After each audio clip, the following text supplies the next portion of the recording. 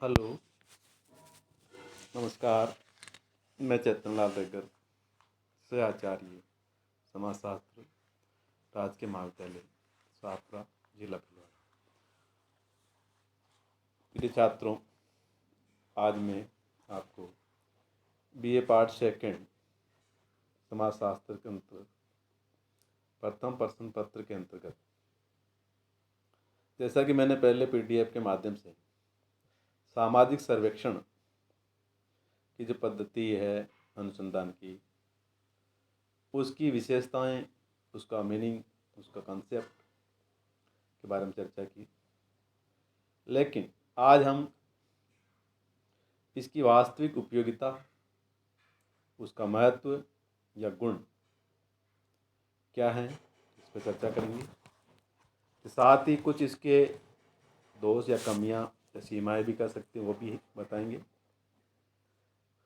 वर्तमान में जो सोशल सर्वे है वो एक तरह से सोशल रिसर्च की एक मुख्य विधि मानी गई है, इसीलिए ये उपयोगी भी है, गुणकारी भी है। इसका जो पहला महत्व इस दृष्टिकोण से बताया गया है, समस्या का अनुभवात्मक अध्ययन, कि सामाजिक सर्वेक्षण में अध्ययनकर्ता समस्या के प्रत्येक संपर्क में आता है और घटना के क्षेत्र में जाकर के वह अध्ययन करता है। तो सर्वे के अंतर्गत व्यक्ति जो प्रॉब्लम होती है उसके बारे में इंडिविजुअली कांटेक्ट करता है और जो प्राइमरी जो डाटा होते हैं उसको वो एकत्रित करता है और उसे वह सारे जो लाभ हैं वो भी मिलते हैं, क्योंकि व्यक्ति सामाजिक व्यक्तिगत रूप से संपर्क करता है और ये तथ्य जो है प्राथमिक तथ्यों से संबंधित हैं। इसके अभाव में अध्ययनकर्ता या तो दार्शनिक आधार पर या अपने व्यक्तिगत अनुभव या किसी पूर्व निर्मित सिद्धांत के आधार पर रिसर्च करके या अध्ययन करके निष्कर्ष निकालता है। तो ऐसे निष्कर्ष सैद्धांतिक होते हैं जबकि व्यावहारिक नहीं हो पाते। जबकि सर्वे के द्वारा जो सभी प्रकार के जो व्यक्तियों और परिस्थितियों का जो प्रत्यक्ष ज्ञान हो सकता है और प्राप्त जो निष्कर्ष हैं वो भी अधिक विश्वसनीय होते हैं। तो पहला महत्व उपयोगिता अनुभवात्मक अध्ययन के दृष्टिकोण से माना गया है। दूसरा है ऑब्जेक्टिव स्टडी यानी वैश्विक अध्ययन। सर्वेक्षण में व्यक्तिगत पक्षपात की संभावना तो समाप्त हो जाती है और समस्या के बारे में जो ऑब्जेक्टिव एवं तटस्थ अध्ययन है वो प्रस्तुत किया जाता है, क्योंकि इसमें क्षेत्र से संबंधित जो तथ्य हैं उसी के आधार पर निष्कर्ष निकाले जाते हैं, इसमें व्यक्तिगत अनुभव के आधार पर नहीं। और दार्शनिक तथ्यों द्वारा जो तथ्यों की जो विवेचना करने पर हम उनमें व्यक्तिगत विचारों, संस्कृति, धर्म या पक्षपात की प्रभाव की जो संभावना रहती है। तो कहने का तात्पर्य ऑब्जेक्टिविटी के दृष्टिकोण से जो तथ्य एकत्रित किए जाते हैं उसके लिए हम सोशल सर्वे मेथड को यूज करते हैं। तीसरा महत्व या उपयोगिता इसकी बताई गई है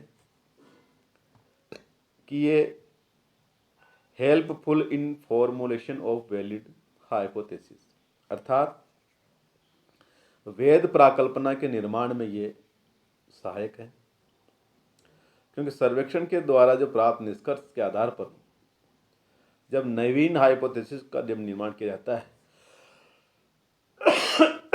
और पूर्व में जो स्थापित जो हाइपोथेसिस या प्राकल्पना होती है उसका पुनः परीक्षण भी किया जाता है, तो वैध प्राकल्पनाओं के आधार पर भी नए अनुसंधान प्रारंभ किए जाते हैं। इस दृष्टिकोण से भी उपयोगी। नंबर 4, प्रामाणिक एवं विश्वसनीय निष्कर्ष।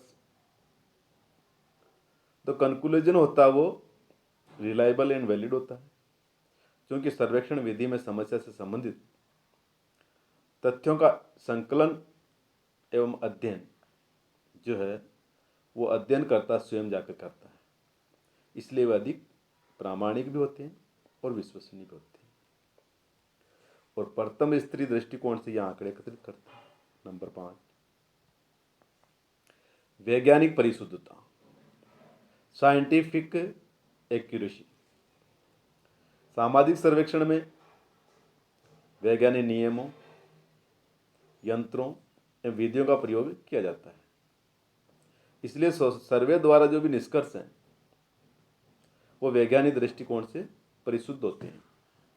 वर्तमान में सर्वेक्षण में जो सांख्यिकी विधियों का जो प्रयोग किया जाता है वो बढ़ भी रहा है और निश्चित रूप से उसका जो परिणाम भी परिशुद्ध आ रहा है। नंबर 6, सामाजिक संस्थाओं एवं संरचनाओं का अध्ययन। सर्वेक्षण के द्वारा हम किसी भी समाज की संस्था या संरचना के जो प्रमुख अंग हैं, जैसे परिवार है, विवाह है, नातेदारी, धर्म, शिक्षा है, इन सब का बारे में विस्तृत रूप से गहन जानकारी प्राप्त कर सकते हैं और मानव व्यवहारों की जानकारी के लिए सर्वेक्षण एक उपयोगी विधि मानी गई है। तो संस्थाओं के अध्ययन के दृष्टिकोण से नंबर 7, सामाजिक परिवर्तन एवं समस्याओं का अध्ययन, study of the social change and problems. सर्वेक्षण के द्वारा समाज में जो घटित होती है या घटित होने वाले जो चेंजेज है, अर्थात समाज में जो प्रॉब्लम्स है, उनका सरलता से अध्ययन इसमें किया जाता है। समाज एक गतिशील परिवर्तनशील अवस्था में है, तो इसके जो सामाजिक, आर्थिक, धार्मिक, राजनीतिक, सांस्कृतिक जो पक्ष हैं उनमें चेंजेज होते रहते हैं और इसी प्रकार से लोगों के जो विचार, धारणाएं, मूल्य, भावनाएं उनमें भी परिवर्तन होते हैं।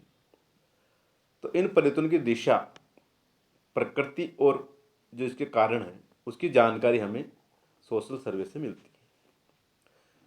इससे अनेक समस्याओं के बारे में हमें जानकारी मिलती है। तो इसका जो इसलिए दृष्टिकोण से भी ये महत्वपूर्ण है।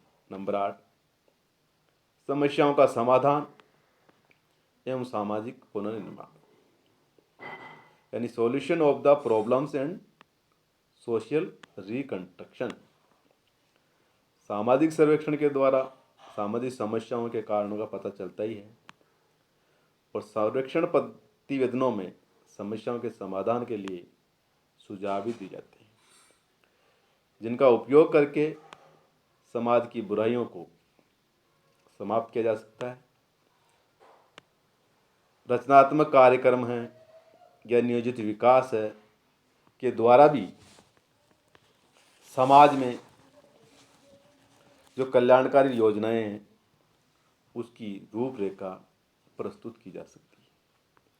इसके द्वारा युद्ध, भूकंप, पीड़ित या बाढ़ या महामारी की स्थिति में जो समस्याएं आती है उसका वास्तविक स्थिति का चित्रण भी सर्वेक्षण के माध्यम से हम कर सकते हैं। नंबर 9, विज्ञान की उन्नति में सहायक है ये, क्योंकि अनुसंधान की विधियों को अधिक उपयोगी एवं विश्वसनीय बनाया जाता है और सर्वेक्षण के द्वारा जो खोजपूर्ण निष्कर्ष के आधार पर जो विभिन्न विधियां हैं उन विधियों में सुधार, परिवर्तन, परिमार्जन किया जा सकता है, जो अधिक वैज्ञानिक भी होती है और उपयोगी भी होती है। इसलिए यह वैज्ञानिक विधि के अधिक निकट मानी गई है। सरल विधि नंबर 10, सिंपल मेथड। सरल विधि इसलिए है कि इसको प्रयोग के लिए जो अध्ययन करता है के लिए अधिक प्रशिक्षण, अनुभव एवं तकनीकी विशेषज्ञता की आवश्यकता नहीं होती, इसलिए इसको सरल माना है। नंबर 11, मनोवैज्ञानिक तथ्यों का भी अध्ययन है, यानी साइकोलॉजिकल फैक्ट्स की भी स्टडी इसमें होती है, क्योंकि लोगों के मानसिक पक्ष जो होते हैं, जैसे किसी समस्या के बारे में विचारों, भावनाओं, उनके जो मत है, उनकी मनोवृत्तियां हैं, मूल्य है, दृष्टिकोण का अध्ययन किया जा सकता है, जो कि दार्शनिक या प्रयोगशाला सिद्ध पद्धति द्वारा संभव नहीं। तो मानसिक तथ्यों का अध्ययन करने के दृष्टिकोण से भी उपयोगी है। तो अंतिम उपयोगिता महत्व जो सर्वेक्षण पद्धति का बताया गया वो यह है प्रैक्टिकल यूटिलिटी, अर्थात व्यावहारिक उपयोगिता। सोशल सर्वे की जो मेथड है उसमें अनेक जो प्रॉब्लम्स है उसका तो व्यावहारिक हल ढूंढने के लिए किया जाता ही है। व्यापारिक संस्थाएं अपने माल की खपत के लिए भी कई बार मार्केट का सर्वे करवाती हैं।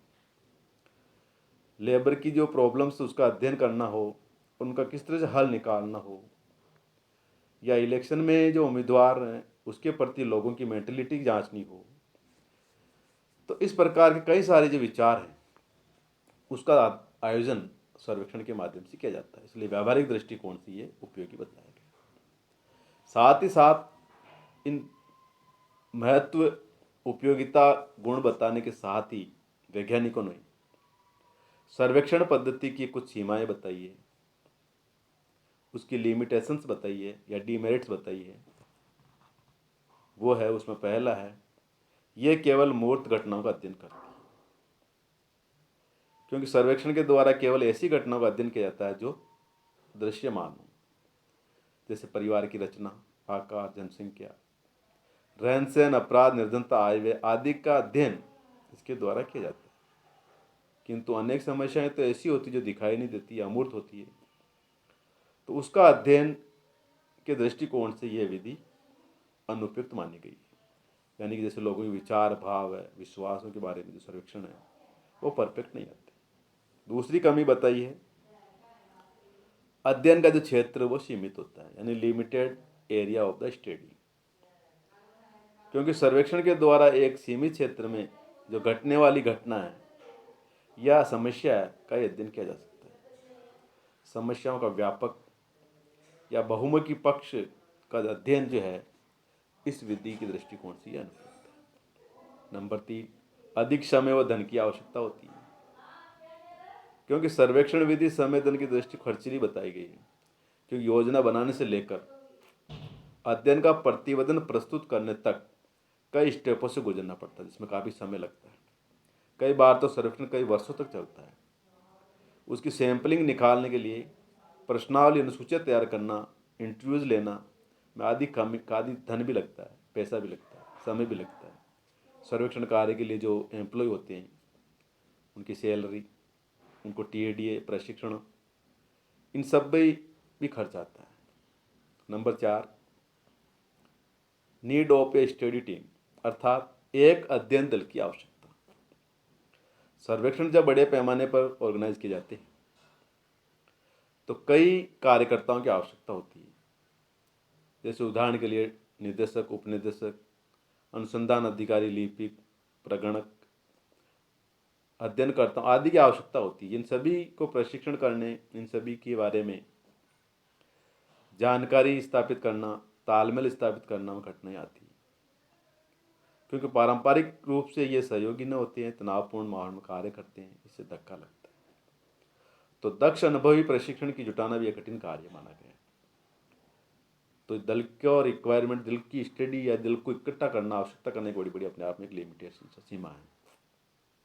नंबर 5, अभिनति की संभावना, यानी पॉसिबिलिटी ऑफ द बायस। सर्वेक्षण कार्य एक जटिल एवं लंबी प्रक्रिया है। निदर्शन का चुनाव, प्रश्नावली का निर्माण, साक्षात्कार लेना आदि सभी अध्ययनकर्ता के स्वयं के पूर्वाग्रहों के कारण पक्षपात आने की संभावना इसमें बनी रहती है। तो ये कमी बताइए। नंबर 6, सैद्धांतिकरण का अनुभव। सामाजिक सर्वेक्षण सामान्यतः सीमित क्षेत्र में ऑर्गेनाइज किए जाते हैं और उनके द्वारा जो निष्कर्ष है के आधार पर ही सिद्धांतों का निर्माण करना भी कठिन है, क्योंकि सर्वेक्षण का अधिकांश प्रयोग किसी विषय के प्रारंभिक जानकारी प्राप्त करने में, स्पष्टीकरण करने के लिए उपयुक्त है। तो सामाजिक व्यवस्था में जो संबंधित सिद्धांत है उसका निर्माण करने के लिए नहीं। तो सैद्धांतिकरण का जो अभाव इसमें लगभग पाया जाता है। नंबर 7, गहन अध्ययन का अभाव, असंभव। इसमें सर्वेक्षण के द्वारा सामाजिक घटनाओं का गहन अध्ययन संभव नहीं है, क्योंकि इसके द्वारा अधिकांश जो है, जो उत्तर है, उत्तर देने वालों की तरफ से हाँ ना में आते हैं।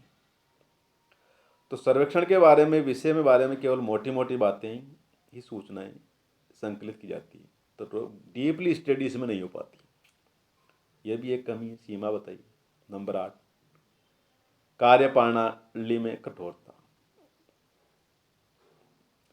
सामाजिक सर्वेक्षण की अध्ययन प्रक्रिया एक व्यवस्थित एवं क्रमबद्ध प्रणाली तो है ही।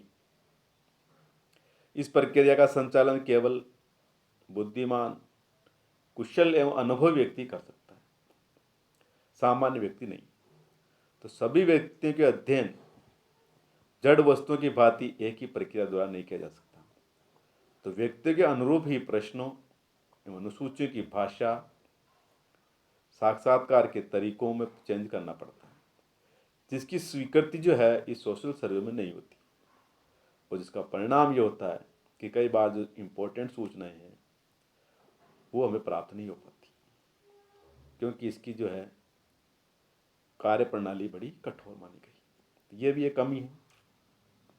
इसी प्रकार डाउटफुल रिलायबिलिटी अर्थात संदिग्ध विश्वसनीयता, सर्वेक्षण के द्वारा प्राप्त तथ्यों की जो विश्वसनीयता में कई बार संदेह व्यक्त किया जाता है। यदि प्रश्नावलियों में प्रश्नों की भाषा, उसकी सीरियलिटी, रचना में दोषपूर्ण है, प्रश्न लंबे लंबे भी होते हैं, तो व्यक्ति की भावनाओं पर चोट पहुंचाने या उससे संबंधित सूचना चाहने वाले हैं तो सही उत्तरों की आशा नहीं की जा सकती। इसके अतिरिक्त भी अध्ययन करता है कि जो विचार है, पक्षपात है, वो उसके निष्कर्ष पर प्रभाव डालते हैं। अंतिम कमी और सीमा है केवल तात्कालिक समस्याओं का अध्ययन।